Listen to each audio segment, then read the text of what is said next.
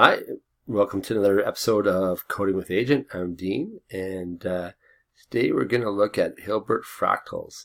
Now, I'm not exactly sure what fractals are anymore.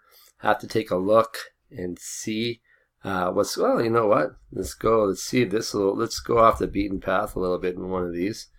Is it going to let me do this? I'm going to minimize this, open up browser, and let's see what Hilbert Fractals are. I'm not sure even what they are. So Hilbert Fractals. Alright, what's this tell me? Oh, Hilbert Curve. Oh, look at that. There's some cool fractals going on there. Make interesting curve. That's a bit saying curve. Well, let's just, okay. So a Hilbert curve, also known as a Hilbert space filling curve. A continuous fractal space filling curve first described by the German mathematician David Hilbert. There we go for that. Ooh, that's a while ago, in 1891. Alright, so this is what we're going to be making here. Oh, okay, so some higher end math here, which is pretty good. Nice. Okay, we're going to check out the algorithms and see if this code works. Alright, so I learned something new today. And that's what I like about this journey, is that I'm always learning new things. So we'll see what we can do today in building this. So this is interesting. This is kind of new. On start, we really haven't used a lot of on start. And I think when we look down here, we're going to wonder if we're going to use any of those. There's some cool things there. On start must be part of the loops, right? Is that where it gets the on start from? I'm just going there. Yeah, okay, so it's part of the loops. So it's interesting. It looks like it's put some JavaScript in here, which, yeah, a JavaScript statement that cannot be converted to blocks. Interesting. Okay, so we're going to use a little Java inside of here. So that's behind underneath the hood. But this is interesting how you can make your own block kind of, inside of that. Oh, that must be with extensions. Nice. Okay.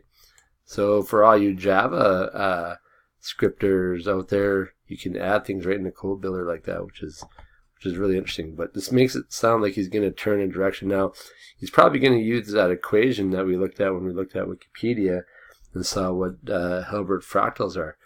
So that's really cool. And that's a function. So, oh, wow. So again, you could definitely use this with a higher end math class and talk about a lot of cool things and get kids to build things. So you have an n variable, an a variable, and an h. If n is less than or equal to 0, then return. So this is going to make that zigzag kind of a thing where it's going to go left and right and kind of randomize it based on what numbers get put in. Oh, wow. Call Hilbert, and really cool. Like this, for me, this is very complex. Maybe some of you guys are watching going, yeah, that's not that hard, but okay. But for me, this is really cool. So your agent moved forward by h, so it's going to use that variable there. Okay, and turn in direction. So yeah, this looks like it's going to fill a space, but it's going to go right, left, forward, right. It's always going to go forward, but he's going to rotate depending on where you're going.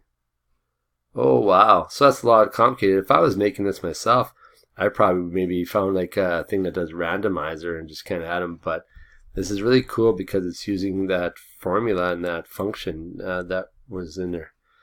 Okay, and then on the chat command, so this is something I'm familiar with. So you're going to call it Hilbert, and it's going to go and place move on true. Then it's going to teleport the agent. Interesting. To call Hilbert 5. No, go over top of this. There's a decimal number. Okay. I don't think that, oh, maybe that's the numbers that are going to be used in there to create this. Right? Because you got a function you're going to call. That's very interesting. Okay, well, let's see how this works. So let's download the code inside of our friend the agent. You're up in the air. I wonder if this is going to make it go up and up. It would be kind of neat. So I'm thinking this is going to make kind of a labyrinth like you saw in the picture. It's going to go left, right, and kind of in a space here. So I don't think it'll come down to the ground, but it'll still look kind of cool. All right, let's go to T to get into here, and it was Hilbert. All right. Oh, he did come down to me. Oh, and here he goes. All right. So, well, that's interesting. Like sometimes it looks like he's trying to go back, but he can't destroy the blocks, and then he turns around until he can.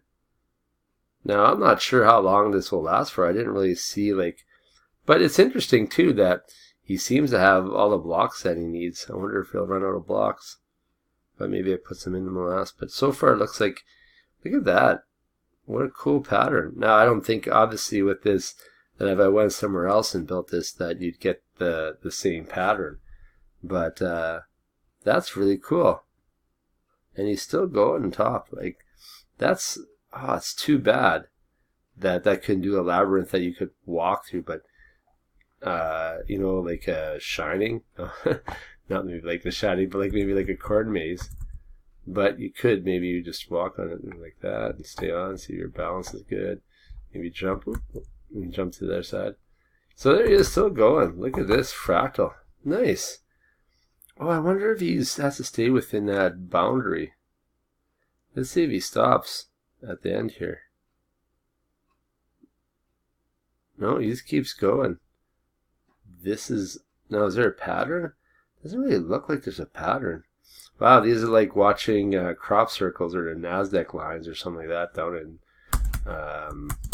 like Peru, or not Peru. Well, I think Peru has it too. Down in South America. I was going to say more of Argentina, but I think those NASDAQ lines are in Peru. That is cool. That's the math. Who says math is not creative and fun? Like, that's really interesting to see. And he's still going. I wonder, does he not stop? He just keeps on going. Oh, it's interesting on this one that he didn't keep going to the right on that. He just keeps doing the pattern. So I wonder if I just let him go for a long time, whether that's what he would do. Will he run out of blocks? It's really neat, but that's kind of gets mesmerizing after a while, and yeah, it's really cool. Look at this pig is going to come in here and get lost and stuff inside of here. All right, well, this has been really interesting. I hope you find it interesting as I am. So this is Hilbert's Fractals, and it's definitely based on a math equation. And you can see when he's putting things down, he's definitely, again, pardon the pun, but this is amazing. And it's interesting to see how he would go with it. Well, I'm getting some ideas for, like, you could build this and have people, like, if you built it and you stacked it on top, you could build a cool maze and maybe did it immutable so people couldn't get out. And then each maze would be different each time. That's kind of interesting. But might have to talk to one of my senior math teachers and talk about Hilbert Fractals and learn a little bit more. But look at him come in and finish this off. Is that what he, like, that's really cool if this will be done right now. No, does he go? He keeps going. Wow. Like, he's got amazing amount of... All right, well, we're going to end this one because it maybe gets tired watching him build for a while, but this has been really cool for me. I hope you've enjoyed this episode of Coding with the Agent. I'm happy this code worked, and it's pretty cool what you can do with coding and the math you can learn with it too. All right, thanks for watching, and until next time, take care out there. Say goodbye. Goodbye. All right, bye.